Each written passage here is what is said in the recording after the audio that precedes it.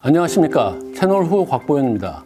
지난 시간에 저희들이 그 보수 진영에서 서울시장 후보로 어떤 인물들이 언급되고 있는지 이 점을 좀 집중적으로 살펴봤는데요. 아마도 그 서울시장 후보로 가장 관심이 가는 인물이 그 안철수 국민의당 대표가 아닌가 이런 생각이 듭니다. 사실 그 국민의힘 쪽에서 안철수 대표를 서울시장 후보로 내세워야 된다. 뭐 이런 이야기가 지금 많이 나오고 있거든요. 그래서 과연 그 안 대표가 내년 서울시장 선거에서 어떤 움직임을 보일지 비즈니스 포스트의 유근영 기자와 함께 계속 이야기를 이어가 보도록 하겠습니다. 안녕하세요. 비즈니스 포스트 유근영입니다.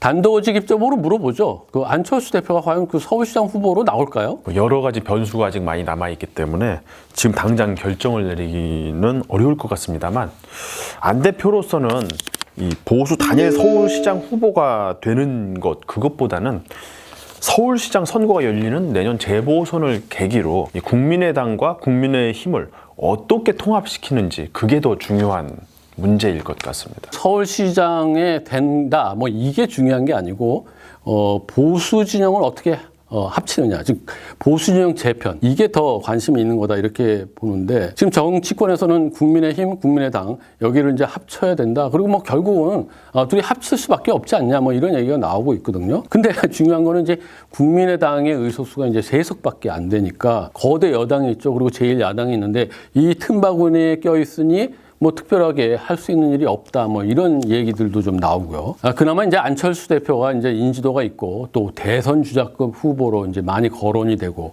그리고 또 내세우는 그런 정치적 성향이 실용, 중도 뭐 이쪽을 이야기하기 때문에 국민의힘하고 합쳐야 되는 거 아니냐 이런 얘기도 나오고 있는데 어쨌든 지금 여당이 워낙 거대하기 때문에 보수 진영 쪽에서는 또 힘을 합쳐야 된다 이런 얘기가 가장 힘을 얻고 있는 것 같은 그런 생각이 드네요. 그런데 안 대표의 고민은 의석 3개뿐인 국민의당을 데리고 보수 진영으로 갔다가는 흡수 통합되는 처지가 될 수밖에 없다.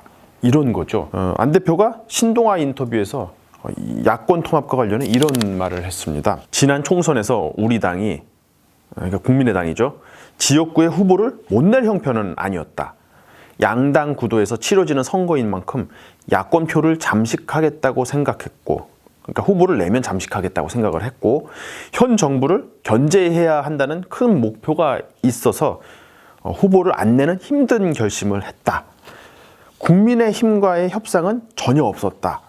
지금 만에 하나 우리 당이 국민의힘에 흡수돼 여야가 1대1 구도가 되면 야권은 선거에서 필패다. 그렇게 이제 말한 게 흡수 통합으로 빨려 들어가는 게 아니라 당대당으로 당당하게 이제 그 통합을 해야 된다. 뭐 이제 이렇게 해야 본인이 이제 최소한의 지분을 좀 확보할 수 있고 어느 정도 좀 영향력을 끼칠 수 있고 뭐 이런 여러 가지 복선들을 좀 담고 있는 게 아닌가 뭐 이렇게 해석이 될 것 같습니다. 그렇지 않나요? 그런데 마침 이 미니 대선급 서울시장, 부산시장 재보선이 내년에 열리지 않습니까? 중요성이 매우 높아진 이 정치 이벤트를 통해 국민의힘과 통합하고 본인이 선수로 나가든 아니면 선수를 지원하는 역할을 하든 보수 진영 내에서 입지를 굳히는 기회로 활용할 수 있다는 거죠. 평소 같으면 안철수 대표가 국민의힘에 큰 소리를 치기는 어려운 노릇입니다. 아까 얘기한 것처럼 국민의당은 뭐 의석수가 3석밖에 안 되기 때문에 그리고 반대로 이제 국민의힘은 그래도 104석을 좀 갖고 있고 이제 의석수가 차이가 나도 좀 너무 나는 것 같아요. 그런데 선거 때는 약간 얘기가 달라질 수 있습니다. 각 지역에서 벌어지는 선거면 모를까 뭐 서울시장 선거나 대통령 선거 이런 거는 결국엔 양자 대결이지 않습니까? 그러면 근소한 차이로도 당락이 결정될 수 있는데 그러다 보니 이 국민의당과 국민의힘의 통합 여부가 승부의 결정적 역할을 할 수 있는 거죠. 보통 때보다 안 대표 입김이 커질 수 있다는 것입니다. 그렇죠. 총선이 아니고 서울시장 그리고 대선 이거는 이제 인물 그리고 양대 선거니까 그런 의미를 담아서 안철수 대표는 굉장히 중요한 위치에 있다 이걸 강조하고 싶은 거죠. 이렇게 이끌어 나가면서 국민의힘과 당대당 통합을 하는 거지 국민의힘에게 자기가 빨려 들어갈 필요는 없다. 의석수가 작다고 해서 그렇게 판단하면 안 된다. 이런 얘기를 하고 있는 것 같아요. 그렇게 해야 좀 대등한 위치에서 어느 정도 지분을 갖고 뭐 이런 그 생각을 하고 있는 것 같네요. 예, 국민의힘으로서도 통합의 필요성이 적지 않은 만큼 이 재보선을 계기로 보수 통합이 이루어질 가능성은 꽤 높을 것 같습니다. 그것을 전제로 안 대표의 서울시장 도전을 안 하고 대선으로 직행하는 뭐 그런 가능성이 다 열려 있는 것 같습니다. 결국 전국이 어떻게 돌아가는지에 따라 여전히 안 대표의 서울시장 도전 여부는 변수가 많다, 이렇게 우리가 볼 수 있겠습니다. 그럼 먼저 그 안철수 대표를 끌어오는데, 그리고 서울시장 후보를 이제 결국 낙점을 하는데, 국민의힘에서는 과연 지금 어떤 생각을 갖고 있는지 이걸 좀 봐야 될 것 같거든요. 지금 분위기는 좀 어떻는지 한번 살펴봐 주시죠. 국민의힘 안에서 안 대표와 손을 잡아야 한다. 안 대표는 훌륭한 서울시장 후보다. 뭐 이런 얘기가 계속 나오고 있습니다. 주호영 국민의힘 원내대표가 계속해서 안철수 대표와 연대해야 한다.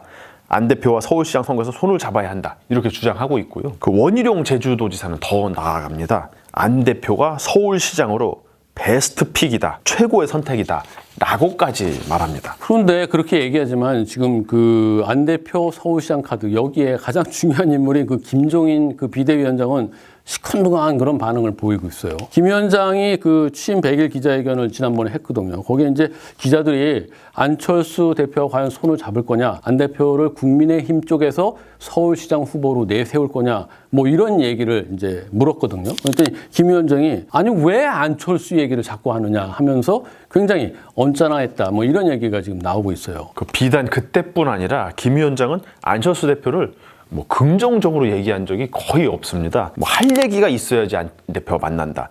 대선이나 서울시장 후보는 우리 당내에서 나와야 한다. 뭐 이런 식으로 계속 안철수 대표하고는 거리를 두고 있거든요. 그러고 보면 지금 안철수 대표하고 이제 김종인 위원장하고 서로 이제 밀당을 하고 있다, 뭐 이제 이렇게 생각이 들어요. 어차피 이제 통합은 해야 되겠는데 그냥 바로 통합하는 것보다는 밀고 당기면서 조금이라도 좀 더 유리한 위치, 그리고 더 많은 걸 잡으려고 하는 그런 그 과정이 아닌가, 뭐 이런 생각이 드네요. 안철수 대표는 인지도가 굉장히 높기 때문에 보수 진영에서 서울시장 후보로 단일화해서 이제 나가게 된다고 하면은 굉장히 가능성이 높지 않을까, 뭐 이런 생각은 드네요. 그리고 그 김 위원장이 그 내년 4월 재보궐선거까지를 본인의 임기로 이렇게 정해놓지 않았습니까? 그러니까 서울시장 선거에서 승리하는 것이 바로 김 위원장에도 굉장히 중요한데, 안철수와 같이 중요한 카드를 그냥 버린다?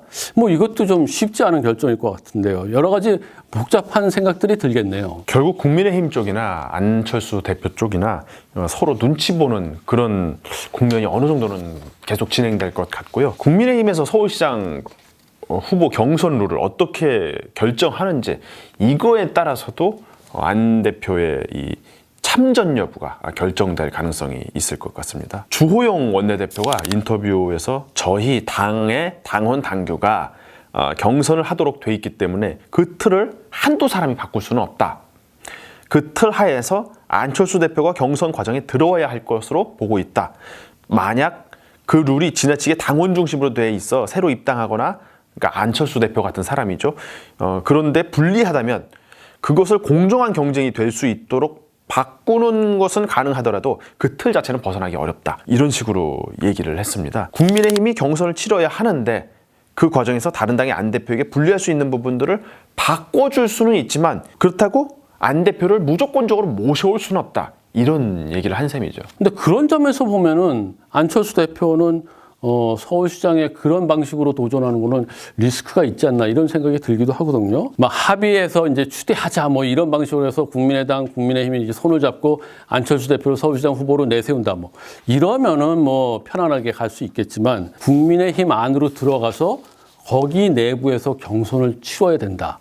그러면 이제 경선 과정에서는 또 다른 논리들이 이제 작용을 하게 되거든요. 그래서 만약 혹시 이제 미끄러지기라도 하면은 정말 큰 타격을 입고 정치적으로 재기하는 것이 어렵지 않나, 뭐 이런 그 위험성도 있다는 생각이 들고요. 근데 지금 국민의힘 내부에서는 서울시장은 당연하게 경선을 치러서 뽑아야 된다, 이렇게 몰고 가고 있는 것 같은 그런 생각이 들거든요. 안 대표와 바른미래당에서 한솥밥을 먹었던 오신환 전 의원이 이런 말을 했습니다. 안철수 대표는 아무래도 합당되는 조건에서 경선 없이 안철수 대표를 후보로 낸다면 서울시장 후보로 가능성이 있지만, 안철수 대표 입장에서 통합돼서 이 당에 와서 경선을 치러라, 이렇게 해서 서울시장 후보로 나간다, 이거는 불가능할 거다, 이렇게 보고 아마 대선으로 직행하지 않을까 이런 생각을 자기가 갖고 있다. 거기에다 지금 보면은 사실상 좀 당을 장악하고 있는 김종인 위원장이 안철수 대표에 대해서 굉장히 시큰둥한 그런 반응을 보이고 있고, 어쨌든 외부인인데 국민의힘으로 들어와서 경선을 치르면은 굉장히 불리한 그런 면도 있을 것 같고, 이런 것들이 굉장히 리스크가 크지 않나 뭐 이런 생각이 듭니다. 그런데 이제 안철수 대표는 그 서울시장이 목표가 아니고 대선에 나가서 대권을 잡는 게 목표인 사람인데, 서울시장이 되면은 어쨌든 6년을 기다려야 되니까 이것도 좀 문제가 아닌가 이런 생각도 드네요. 그래서 안 대표가 재보선에 선수로 뛰기보다는 이 재보선을 계기로 국민의당과 국민의힘 이걸 통합하고 서울시장이나 부산시장 선거에서 안 대표는 지원 유세를 하는, 뭐 그러면서 대선 주자로서 입지를 키우는 그런 방향으로 거취를 결정할 수도 있을 것 같다는 생각이 듭니다. 예전에도 안 대표가 이와 똑같은 상황은 아니지만 유력한 서울시장 후보로 떠오르다가 그걸 포기한 적이 있었습니다. 그 박원순 전 서울시장이 처음 서울시장에 될 때 그때가 그 상황이었는데, 당시 그 안철수 대표가 서울시장 후보로 여론조사에도 더 압도적으로 높았거든요. 근데 박원순 그 후보한테 이제 양보를 한 그런 상황이 됐었어요. 그때하고 비슷한 그런 분석이 가능하겠네요. 그 후에 안 대표는 대통령 후보로 확 떠오르지 않았습니까? 당시 안철수 바람, 안풍이 거세게 불었습니다. 이 안 대표가 박원순 전 시장에게 서울시장 후보를 양보한 것처럼 되면서 대선 후보 여론조사에서는 당시 이제 후보였던 박근혜 전 대통령보다 더 높게 나오는 그런 일도 있었죠. 나중에 문재인 대통령과, 그때 문재인 대통령도 후보였으니까요, 단일화하는 과정에서 합의점을 찾지 못했습니다. 그래서 이제 안 대표가 중도 사퇴하긴 했지만, 그 전까지 안철수 대표와 문재인 대통령 이 두 야권 후보가 상당히 대등한 여론조사가 많이 나왔었거든요.